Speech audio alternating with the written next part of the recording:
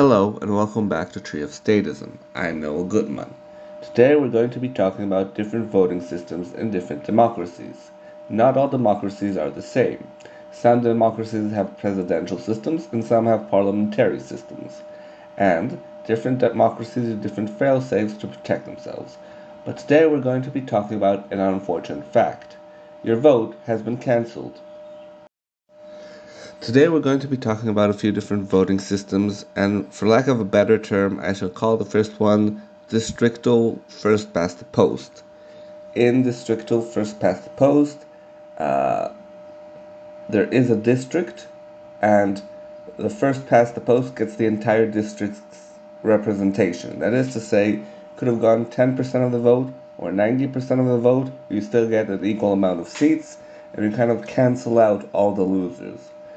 The idea behind this is that districts mostly agree on things. Republicans in one district are different from Republicans in a different district. Democrats in one district are different from Democrats in a different district. And all the people in the district want the same things. They want school funding for their district. They want police funding for their district. They want jobs for their district. They want a bunch of good things for their district. The point is to get people to vote for a district representation. That is to say, you're not voting for the national leader, you're voting for someone to represent your district. And this kind of works in parliamentary democracy, but it also sometimes fails. This was a very reasonable system 100 years ago in rural democracies before people had televisions or at least high quality literacy. Now, high quality literacy, I should explain, it's not the ability to read, it's the time to read, and it's time to read a lot. That means that a person who can read and write but doesn't read 500-page books, doesn't read long, speeches, doesn't really get into policy, doesn't really understand national issues. People at the time had a lot more local interests. People cared about their town more than they understood the country as a whole. America is no longer a rural democracy. There you have a presidential race, and it is highly televised. There are many contenders, but we all know that the contender that will win is one of the ones that is televised: Joe Biden or Donald Trump, or whoever the Republican and the Democrats will be in the future, until some third party takes over. The districts are also not small and localized, but are at a state level, so we have mixed populations. In the United States, a lot of issues come down to, are you city folk or living in rural areas? A lot of issues make a lot more sense from a rural point of view or from a city point of view. The issue of guns is an easy example. If you live in the middle of nowhere in a rural town where the police station is 20 minutes away, you need to be able to defend yourself and your family. When seconds count, the police will be minutes away at best and an hour away in some cases in the United States. Uh, Libertarians and Republicans love the pizza test. They call the cops and order a pizza at the same time, and they see who gets there first.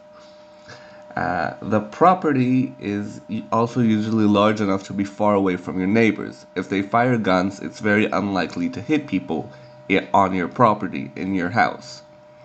In the city, this is completely different. There are cops everywhere, and you live in an apartment building. That means that right next to your house is another house, and bullets can't penetrate through the walls. This means that anyone in the next house over can shoot a gun and accidentally kill someone in your house. Public transportation is another great example. They make perfect sense in the cities. Cities would like to invest in them because people are living cramped together. Everyone is on top of everyone else, literally, because you're in an apartment building, and at the entrance, the same 100 families have one entrance to one apartment building. In rural areas, this makes no sense because, especially in farmlands, In farmlands, you could be talking about a mile or two between each house because there are farms. Also, in suburban areas, each suburban house could have a few hundred feet from edge to edge of the property.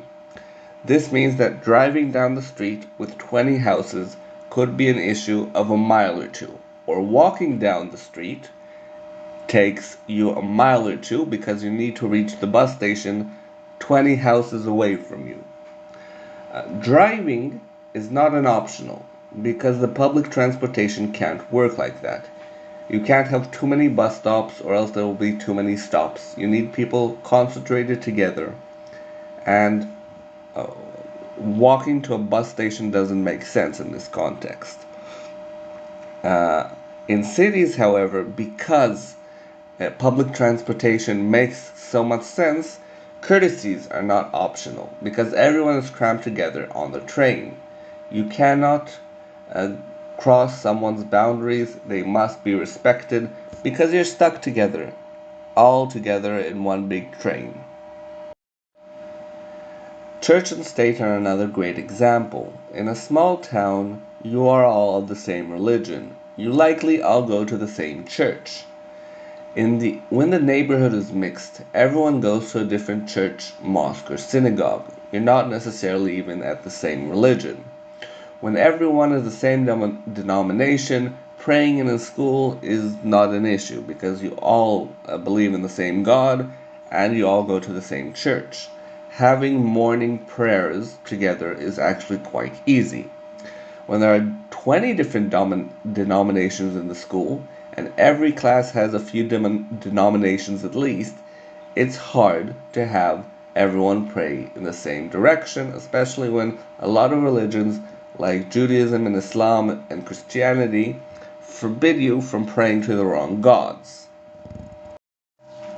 One final example is a pet peeve of mine. It took me years to understand the issue. I did not understand why Republicans wanted it to be legal to sell unpasteurized milk. I mean, surely you would want it to be pasteurized so it doesn't spoil, right? Okay, the logic is very simple. Republicans have rural logic, and they go to the farmer's market to buy it fresh, directly from a farmer. We're talking about milk that was milked this morning, or maybe yesterday.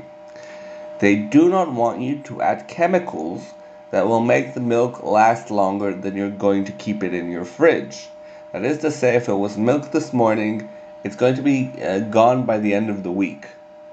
As opposed to what happens in cities. In cities, people buy from supermarkets.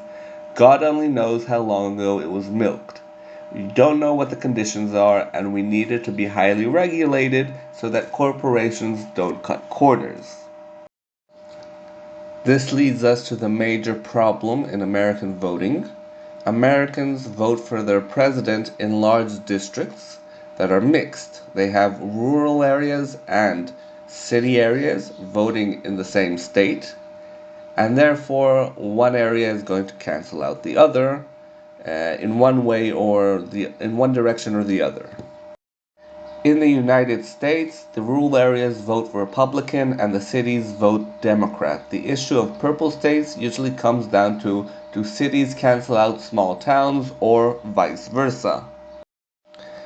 In the United States, this problem is caused because it has a first past the post system. That means that the losing side effectively gives over its extra votes and its extra power to the winning side. This way, in theory, 26% of the population can vote and win 51% of the state's power and elect a president. 26% of the population could win an election. But do presidents ever win with less than 51% of the vote? In 2016, Donald Trump beat Hillary with almost 3 million votes less. In the year 2000, George Bush beat Al Gore with almost 500,000 votes less than Al Gore. Another issue this creates is disregarded areas. Safe areas are disregarded because It doesn't matter if you win a state with 55% of the vote or with 80% of the vote. Why bother getting overwhelming victories in a safe state? If the state is lost and there is no way for you to win, why not lose it overwhelmingly? The best case scenario is a close defeat. Why even spend resources on something you know you're not going to lose? Swing states are prioritized over safe states. Safe states become irrelevant in the voting. In parliamentary democracies, we tend to have more parties. The reason is that multiple parties can form a coalition. That means that even if you don't get anywhere near 50% of the vote, you might get, let's say, 5% of the vote, but that is 5% of the vote the other parties are going to need to form a coalition. Also, because of the small scale nature of a lot of parliament seats, the third party candidates are a lot more likely to get a result because they win a few seats out of 2 or 3 or 600 seats, and those seats actually represent something rather than getting 0 out of a 1 seat system. But they vote for representatives and they cancel each other out on the district level. Today, people often vote for party leaders, that is to say, who they want to be prime minister, rather than the local person that is actually running in their district. They don't vote for local John, they vote for party leader Jonathan. But it's kind of a mix of the two things, which is kind of a problem. In Canada, during the last election, the Prime Minister got 200,000 votes less than the Conservative Party. The Prime Minister got 160 seats, the Conservative Party got 119. Due to districting in 2015, David Cameron got 36% of the vote but got 51% of the seats, giving him 100% of the power. The other major issue in the 2015 British elections was UKIP. UKIP was supposed to be the third biggest party in Parliament. It got 12.6% of the vote, and it got 1 seat out of 650. 12.6% of Parliament is supposed to be about 80 seats, not 1. As opposed to UKIP, the Scottish National Party, the SNP, got 4.7% of the vote. How many seats did they get? Did they get less than the party that got 12.6%? No, don't be silly. They got 56 seats for 4.7%. The Democratic Unionist Party got 0.6% of the votes. They got 8 seats out of 650. That means 8 times more seats than UKIP when they got 20 times less votes than UKIP. What about the Socialist, Democratic, and Labour Party? This is one party. They got 0.3% of the vote, about 38 times less than UKIP. They still did 3 times better because they won 3 seats as opposed to UKIP's 1 seat for 12.6%. As you can see, due to districting, 12% of the population was underrepresented, getting far fewer seats than they should have because they're a bigger part of the population. However, the problems don't stop there. With parliamentary democracies, usually we get a large amount of parties because small parties can affect the results.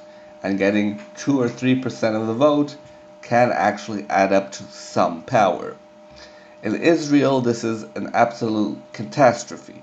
There are usually 10 seats, 10 different parties in parliament, and usually at least 5 different parties in any government. This is after the situation got better, because Israel decided there were too many small parties that had too much power, so it passed a minimal threshold for parliament. Now, if you get 3.25, 3.25%, you get 4 seats. And if you get slightly less than 3.25%, you don't get any seats at all. In the last elections in November 2022, one of the parties called Meretz got 3.16% of the vote. This is very, very close to the 3.25% needed to pass the minimal threshold, and everyone was surprised that a party that had 6 seats before elections suddenly fell below the threshold, barely, and got no seats at all. Another party that was everyone knew was going to fail to get the minimal threshold on its own, called Balad, got a lot of votes, a lot more than everyone expected, 2.91% of the vote.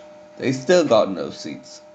The two parties together got more than 6% of the vote, and together they got no seats, and they belong to the left, kind of belong to the left-wing bloc, even though Balad is a weird kind of party, kind of nationalist, but also left, because it's a minority nationalism.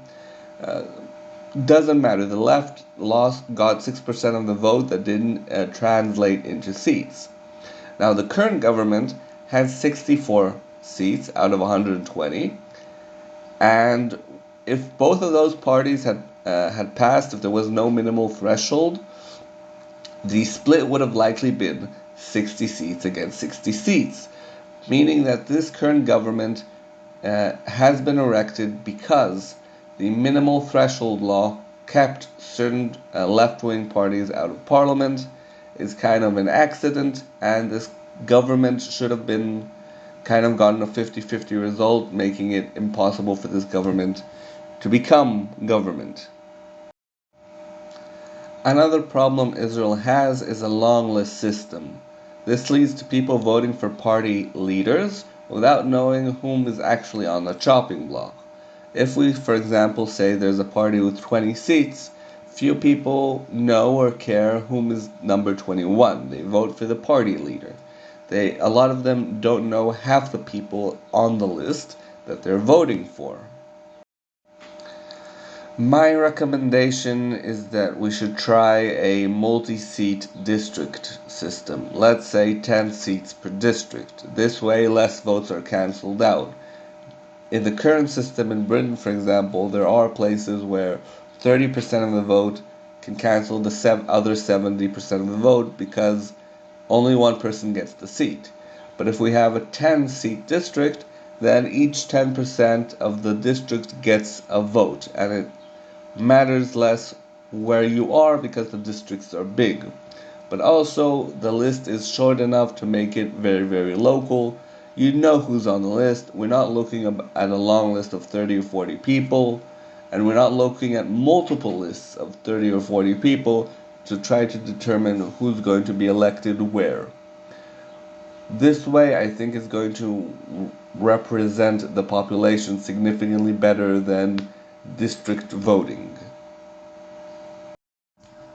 Hey guys, I'd like to wrap up this video by reminding you to please like, subscribe, and comment on my videos.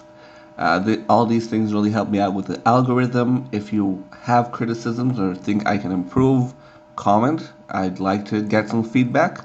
And watch my other videos as well. If you like them as well, do the same over there. And if you really, really want to help me out, if you really want to take interest, you can always buy my book. It's on Amazon. And Kapistan by Noah Goodman.